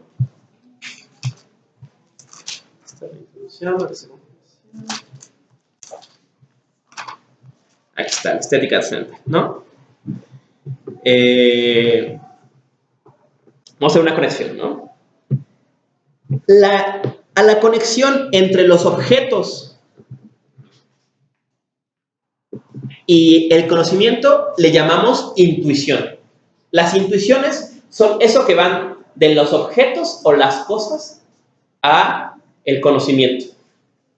Por ejemplo, imaginando, pensando que lo que sea que sea esta mesa como cosa en sí y el conocimiento que tengo de esta mesa, la conexión entre ellos dos son las intuiciones que esta mesa me genera. A saber, la textura, el color café, la solidez, ¿no? La temperatura, ¿no? Estas intuiciones son la conexión entre las cosas y el conocimiento.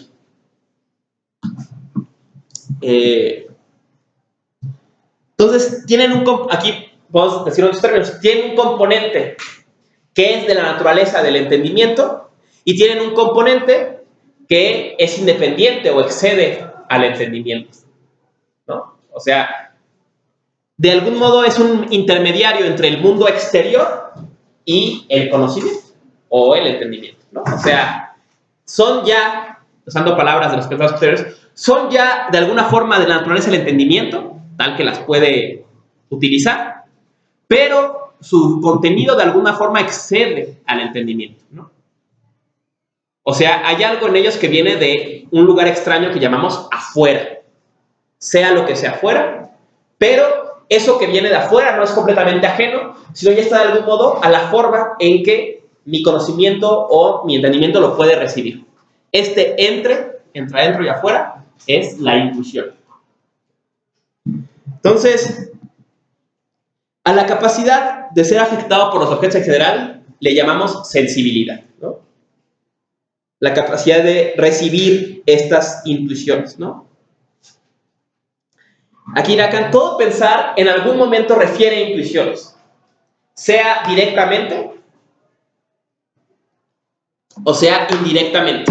Hasta lo más desquiciado que podemos imaginarnos refiere a intuiciones, al color, o ya aún lo más loco que podemos imaginar refiere a la intuición de que pasa en un lugar o que se mueve o algo que viene de la intuición, ¿no? Entonces, todo pensamiento refiere en última instancia o está conectado a la intuición. Ahora, llamaremos fenómeno a los objetos para la intuición. O sea, a los objetos, ¿cómo nos los presenta la intuición? Son fenómenos, ¿no? Aquí vemos inmediatamente una distinción que se empieza a prefigurar. Entonces, hay una forma en que las cosas, que son las cosas sin que se den a la intuición. Sí, las cosas en sí. Empieza ya a caminar hacia esa distinción entre fenómeno y cosa en sí. Pero el fenómeno es la cara que nos dan las cosas a través de la intuición. Nosotros nunca podemos ver las cosas en sí mismas, como ya es claro, pero podemos verlas mediadas por la intuición. O sea, con la cara que nos presentan a través de la intuición, digamos. O cuando nos hablan en el idioma del entendimiento, que es la intuición. ¿Qué son más allá de eso? ¿Quién sabe? Pero de esa perspectiva las vemos como fenómenos, ¿no? Como cosas que se muestran o que aparecen, digamos. Luego, cierto fenómeno será importantísimo, ¿no? Entonces, llamaremos de un fenómeno su materia, a eso que corresponde a la sensación, o sea, a la intuición que tenemos de ella, y llamaremos su forma a lo que estructura a esta sensación del fenómeno, ¿no? Porque como ya vimos, todo conocimiento viene de la experiencia, pero no todo él viene de la experiencia, ¿no? Hay algo que le da forma a esas intuiciones que recibimos del mundo y que constituye el fenómeno, ¿no? O la cosa como se presenta para nosotros, ¿no? La materia del fenómeno es evidentemente a posteriori. O sea, yo solamente después de la experiencia sé que la mesa está fría, o que está caliente, o que es dura, o que es suave, o que es café, ¿no? Pero su forma sí viene a priori. O sea, que es una que está en este lugar, ¿no? Y en virtud de que es pura, pertenece a la dimensión de las condiciones de posibilidad de el conocimiento o del entendimiento. Y a todo lo que pertenezca a esta condición de posibilidad le vamos a llamar trascendental. Este concepto grábenselo, ¿no? Yo sufro mucho cada que alguien en las noticias o lo que sea dice es que fue un acontecimiento trascendental. Un acontecimiento trascendente, ¿no? Esta decisión en filosofía es crucial, ¿no? Lo trascendental es lo que responde a las condiciones de posibilidad del entendimiento, ¿no? Entonces, habría intuiciones sensibles a posteriori, que son la parte del fenómeno que nos viene dado por la cosa o por el mundo externo, lo que sea que signifique eso, mientras que habría otra parte de las intuiciones, la forma del fenómeno, que sería dado por las condiciones de posibilidad del entendimiento. A estas intuiciones le va a llamar Kant intuiciones puras. ¿Por qué son puras? Porque son independientes de la experiencia. Son, por tanto, a priori. La ciencia, dice Kant, que se dedica a estudiar estas cosas, se llamará, por tanto, estética, o sea, a este sí, relativo a la percepción, trascendental. ¿No? La parte que investigue las condiciones de posibilidad, o sea, trascendentales, de la experiencia. En los términos, las intuiciones puras, o la forma de los fenómenos, o lo que agregamos nosotros a la percepción de las cosas. En ese sentido, el fenómeno sería como una prueba indirecta de la verdad. Vamos a ver que el fenómeno es, otra vez la analogía de materia y forma, es la materia de la verdad o del conocimiento. El fenómeno, recordemos, está compuesto por dos partes, ¿no? Por un insumo exterior, las intuiciones sensibles, y la forma de ese insumo exterior, que son las intuiciones puras. El fenómeno es la conexión con el mundo externo, digamos. Pero veremos que si el conocimiento, a ver, entonces un poco, si el conocimiento va a ser la suma de intuiciones con las categorías del entendimiento, esa suma funciona bien en conocimiento empírico cuando las intuiciones que recibimos son sensibles y puras, pero también va a permitir crear conocimientos haciendo trampa, digamos, que van a ser nada más categorías del entendimiento con puras intuiciones puras. ¿Qué son esos conocimientos? Los biosintéticos a priori, ¿no? O sea, el conocimiento sintético a priori sería como hacer trampa para que si el conocimiento es intuición más categorías. La mayoría de los conocimientos son intuiciones sensibles y puras más categorías, pero habría algunos que son puras intuiciones puras más categorías, ¿no? Ya serían los sintéticos a priori. Pero bueno, vamos a ver qué son estos objetos puros de la percepción o de la sensibilidad. ¿Qué son estos objetos de la estética trascendental, ¿no? De las condiciones de posibilidad de la percepción o de la experiencia, ¿no? Más propiamente.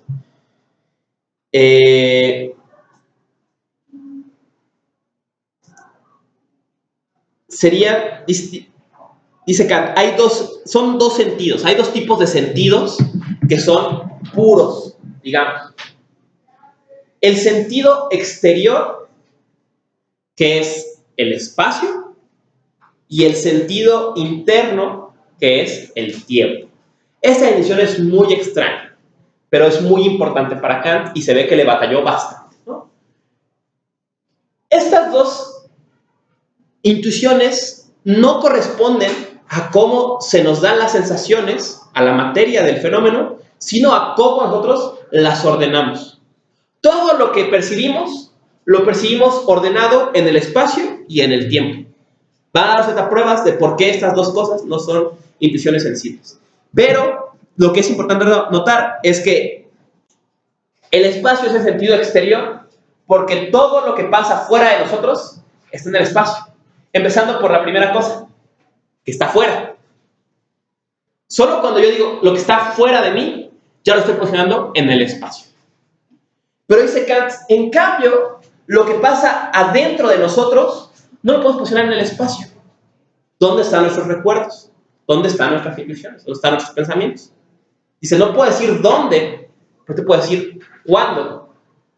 Entonces, el sentido interno, el tiempo es el sentido interno, porque ordena nuestra experiencia del mundo temporalmente. O sea, yo no sé dónde estoy yo, pero sí sé que yo fui niño y luego fui adolescente y lo que sea, ¿no? Entonces, puedo disponerlo en el tiempo, a mí mismo, más no tal vez en el espacio. Aquí vemos una reminiscencia de Agustín, ¿no? Que dijo, ya sabemos que el tiempo es un tipo de medida, pero ¿medida de qué? ¿No será acaso del alma? ¿No será acaso que lo que el tiempo mide es nuestra propia estar en el mundo, nuestra existencia? Y aquí empezará una beta importantísima, ¿no? Que podemos ver una evidente conexión luego con cosas como ser y tiempo, ¿no? La idea de que el Dasein o la existencia humana es temporal, ¿no? La existencia humana se despliega temporalmente, ¿no? Entonces, aquí está, ¿no? El sentido interno es el tiempo porque determina nuestro yo, dónde está nuestro yo y lo que pasa en nosotros, dónde se ordena. Y el sentido externo es el espacio porque apunta a todo lo que está en el afuera, y es una determinación espacial, ¿no? Entonces, luego viene Kant, va a ofrecernos estas pruebas de que el espacio es una intuición pura, ¿no? Número uno, el espacio no es un concepto empírico que esté dado por la experiencia. Porque cuando hablo de la experiencia o de la experiencia exterior, ya lo hago en sentido espacial. No, es que no viene. En los términos, nunca puedo decir, es que el espacio viene de fuera de la subjetividad. Porque cuando digo de fuera, ya estoy hablando espacialmente. Razón número 2. Ese a priori, este ejemplo es divertido, porque podemos imaginar cosas sin espacio. Podemos imaginar espacio sin cosas, pero no cosas sin espacio. Es a priori, o es una cuestión pura, porque el espacio solo es uno. Aunque esté dividido en muchas partes, el espacio en general solamente es uno. ¿Cómo podemos hacer una experiencia de algo así? Y de la mano de esto, el espacio es infinito, ¿no? Si yo digo, por ejemplo, que el universo se expande, es válido decir, ¿dónde se expande? ¿No? Si el espacio se expande, por ejemplo, ¿dónde se expande el espacio? En otro espacio, ¿no? Entonces habría un espacio fundamental, ¿no? Piensa esto Kant, ¿no? Claro, aquí notaremos que tanto... Bueno, ahorita les digo eso, ¿no? Que el espacio es una intuición pura también se puede ver porque podemos hablar del espacio sin apelar a la experiencia o justificar enunciados sobre el espacio sin apelar a la experiencia. ¿En qué campo? En la geometría. La geometría analiza el espacio sin necesidad de la experiencia de ese espacio, ¿no? Yo puedo hablar a las propiedades de un triángulo sin estar viéndolo, estar tocándolo, estarlo midiendo, ¿no?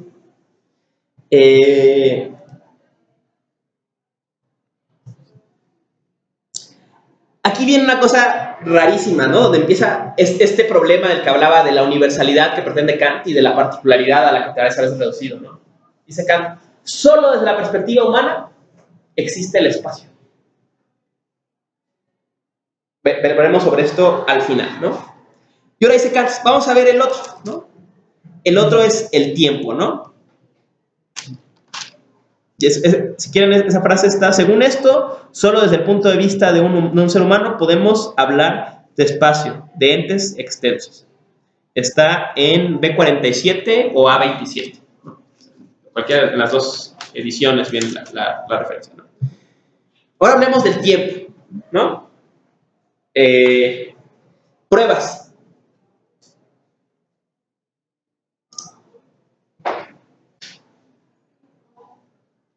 El tiempo no viene de la experiencia,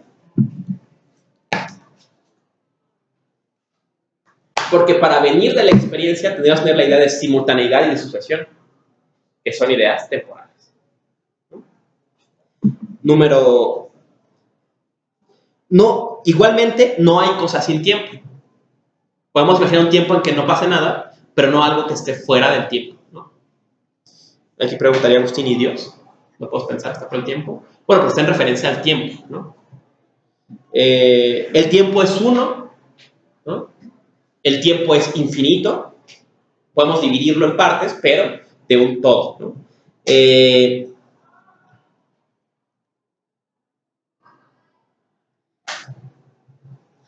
Y aquí es curioso, yo siempre he pensado que cuando Kant presenta esta idea, parece que, sobre todo en el contexto de la geometría cartesiana y demás, no era difícil imaginar que el espacio fuera un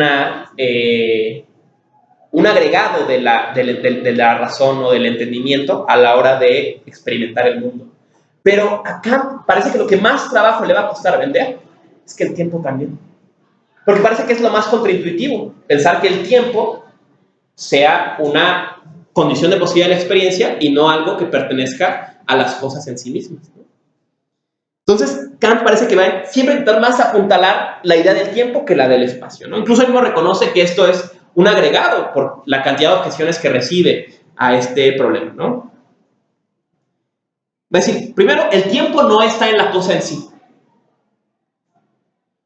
No solamente, porque sería irracional pensar, o sería muy extraño pensar, tal vez no para Spinoza y para Leibniz, pero sí para cualquier otra persona, que hubiera una estructura del entendimiento que coincidiera exactamente con una estructura que existe en el mundo exterior y que no tuvieran ninguna relación, ¿no? O sea, coincide que las cosas tuvieran tiempo sin que las percibiéramos y aparte nosotros les agreguemos el tiempo y los tiempos coincidan mágicamente. Kant, ¿no? Parece que no tiene sentido, ¿no? Entonces, el tiempo depende completamente del lado de las instituciones puras, esto es, de las cuestiones de posibilidad de la subjetividad experimental del mundo, y no del mundo independiente de la subjetividad, ¿no? El tiempo, ya dijo, es el sentido interno, es la forma de todos los fenómenos, y eso lo va a llevar a un problema que a mí me gusta muchísimo, ¿no? Está en A37, o sea, en la primera edición, es el parágrafo 7, explicación, ¿no? Dice, contra esa teoría que le otorga al tiempo realidad empírica, pero le niega la absoluta y trascendental, he recibido de hombres inteligentes una objeción tan unánime que por ello supongo que debe presentarse naturalmente en todo lector a quien estas consideraciones no le sean habituales. Dice pues, las mudanzas son efectivamente reales. Esto lo prueba el cambio de nuestras propias representaciones, aunque se quieran negar todos los fenómenos externos y su mudanza. Ahora bien, las mudanzas solo son posibles en el tiempo, por consiguiente, el tiempo es algo efectivamente real. Esa es la objeción. La objeción es, ok, yo te creo que las 2 de la tarde sea un invento humano, ¿no? Pero lo que no te puedo creer es que una cosa sea de una forma y luego sea de otra, sea una cosa humana, que dependa solamente de la experiencia humana, ¿no? O sea, yo siempre imagino este ejemplo, ¿no? O sea, yo te creo que las 2 de la tarde sea un invento humano, pero tú dices que el hecho de que yo ponga esta manzana en la mesa y a la semana venga y esté toda gusanada, depende solo de cómo percibo el mundo, que no, de hecho, hay un cambio en la manzana, dice que el objetor todavía más débil su enunciado. Ok, te creo eso, pero entonces estás diciendo que solamente yo me gustaba una cosa y luego ya no me gustó por cómo la percibí, o sea, que no hubo una mudanza en mi percepción del mundo, un cambio en mí, diciendo que el cambio depende de cómo yo percibo. Y entonces Kant contesta esta objeción. La respuesta no encierra ninguna dificultad. Concedo todo el argumento. El tiempo es, por cierto, algo efectivamente real, a saber, la forma efectivamente real de la intuición interna. O sea, el tiempo es real, ¿no? Kant no niega que es real. Realmente está en la subjetividad, pero no quiere decir que es un invento. Es real. Realmente es una condición de posibilidad de la experiencia, ¿no? Pero si yo mismo u otro ente, bueno, luego sigue, tiene por tanto realidad subjetiva como con respecto a la experiencia interna, es decir, tanto efectivamente la representación del tiempo y de mis determinaciones en él, por tanto, él ha de ser considerado efectivamente real, no como objeto, sino como la manera de representación de mí mismo como objeto. Pero si yo mismo u otro ente pudiese intuirme a mí mismo sin esta condición de la sensibilidad, entonces esas mismas determinaciones que ahora nos representamos como mudanza producirían un conocimiento en él que no presentaría la representación de tiempo y por tanto tampoco la de mudanza. Y se le quita de él la condición particular de nuestra sensibilidad, desaparece también el concepto de tiempo y este no está ligado a los objetos mismos, sino solamente al sujeto que los intuye. Este pasaje es brutalmente enigmático. No es casual que para segunda edición lo quitara, ¿no? Retirara... Bueno, no creo que es... Ah, no, sí está también en la segunda edición. Bueno, este problema es curioso, ¿no? O sea, piénsenlo. Dice Kant, bueno, constante, sí. Sin duda, el tiempo es real. Es realmente una forma de la subjetividad, ¿no? ¿Quiere decir eso que si hubiera un ser con una subjetividad distinta, no vería cambios en el mundo? Dice Kant, ¿sí? Eso quiere decir. Eso quiere decir que si hubiera, imaginemos, ¿no?, un alien que su subjetividad funciona distinto que la nuestra, él vería la manzana recién comprada y echada a perder sin distinción. Dice Kant, ¿sí? Eso significa. Eso exactamente significa. Quiere decir que si un ser de este tipo me vería a mí como niño y como adolescente y como adulto y todo a la vez. Sí, eso quiere decir. Eso exactamente quiere decir. ¿Qué tipo de subjetividad está pensando Kant? ¿Quién sabe? ¿Quién sabe? Pero está reconociendo que su análisis tiene un carácter particular, que está no hablando de la subjetividad en general, sino de cierta subjetividad y la forma en que esta subjetividad funciona. Y nos invita a imaginar otras cosas. Aquí Kant va a abrir un problema que luego otros filósofos, la posición psicologista de las matemáticas va a explotar. Si el concepto de tiempo justifica la aritmética, entonces, para este ser que está imaginando Kant aquí, 2 más 2 no es 4. Porque él no tiene esa intuición del tiempo, o la tiene diferente. Entonces, las matemáticas no son válidas universalmente por su propia forma, como querría gente como Frege. Son válidas por la forma de nuestra conciencia. Y un ser con una conciencia distinta podría probarte que 2 más 2 es 5. Porque así funciona su concepto del tiempo. O siquiera podría entenderlo, porque no tendría ningún concepto de tiempo. No tendría ningún valor de verdad para él. 2 más 2 es 4. ¿No? Rematamos con dos pasajes, ¿no? Para... bueno, el de la cosa en sí, ya tenemos un tiempo encima, vamos mejor al del 94, porque este pasaje va a ser la puerta de entrada al idealismo alemán posterior. O sea, de aquí empieza Fichte, aquí empieza Schelling, aquí empieza Hegel. Este pasaje que es el B68, ¿no? Está hablando sobre la intuición del espacio y del tiempo. O sea, ¿en qué sentido del tiempo es el sentido interno, ¿no? Dice, la conciencia de sí mismo, a percepción, es la representación simple del yo. Y si solo por ella fuera dado espontáneamente todo lo múltiple en el sujeto, entonces la intuición interna sería intelectual. En el ser humano, esta conciencia requiere percepción interna de lo múltiple que es previamente dado en el sujeto. Y la manera como esto múltiple es dado en la mente sin espontaneidad debe llamarse, en virtud de esa diferencia, sensibilidad. Si la facultad de hacerse consciente de sí mismo ha de recoger, a aprender lo que yace en la mente, esta facultad debe afectarla a ella, y solo de esa manera esa facultad puede producir una intuición de sí misma, cuya forma, empero, que reside previamente en la mente, determina en la representación del tiempo la manera como lo múltiple está reunido en la mente, porque ella se intuye a sí misma, no como se representaría a sí misma inmediatamente de manera espontánea, sino según la manera como es afectada por dentro y en consecuencia como se aparece a sí misma y no como es. Aquí hay dos cosas importantes, ¿no? Y con eso terminamos la clase de hoy, ¿no? Una, la conciencia se puede percibir a sí misma de forma espontánea. como yo. O sea, lo que pasa me pasa a mí, pero luego no tracan, pero ese yo no tiene ningún contenido. Es solamente un principio de unidad de la conciencia. Lo múltiple de las intuiciones es reunido porque todo me pasa a mí. Aquí concretamente hablando de las intuiciones de sentido interno, ¿no? Esto es de la percepción de los fenómenos de mi mente, ¿no? Yo fui el que fui niño, yo fui el que fui adolescente, yo fui el que fui adulto. Yo intuyo esa unidad, pero esa unidad está vacía.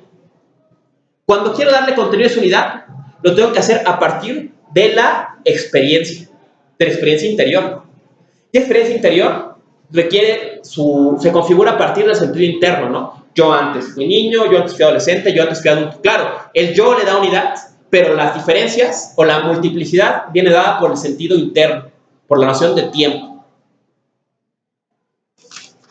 ¿En qué? Esa es la distinción que está aquí, ¿no? Vemos una unidad originaria en la conciencia y la diversidad de la experiencia, ¿no? Veremos más de eso en la próxima clase, pero lo que me interesa llamar la atención aquí es eso. Dice Kant, si algo percibiera yo espontáneamente en mi conciencia, aparte de la unidad, a eso que percibiera habría que llamarle intuición intelectual. Esto fue lo que Fichte hizo. Fichte dijo exactamente.